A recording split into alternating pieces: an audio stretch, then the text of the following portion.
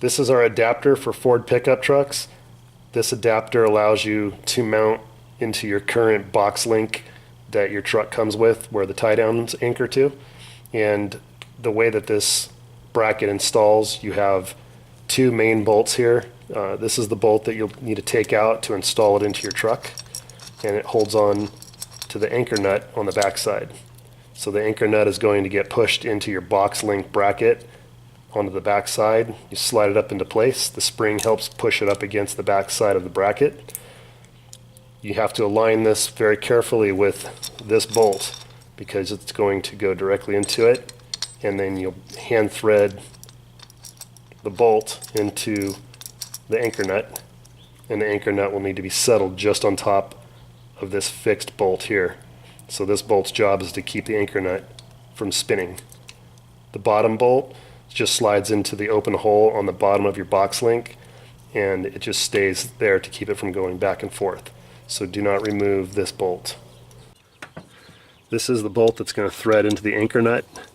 It's the bolt that's in the center of the part. This bolt right here stays in place. You don't remove this one. The purpose of the lower bolt is to go into the lower part of the bracket. So the tricky part is basically aligning this bolt with the anchor nut. So you want to slide those in. The Ford adapter should settle in flush against the Boxlink bracket. If it does not, make sure to adjust the anchor nut until it fits in flush.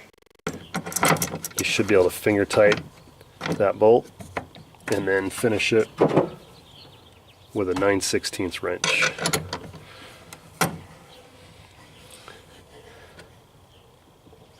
Put it in there nice and tight.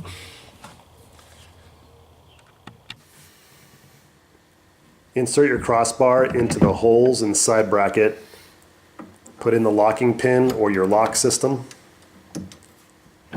Tighten down as much as you can with your hands.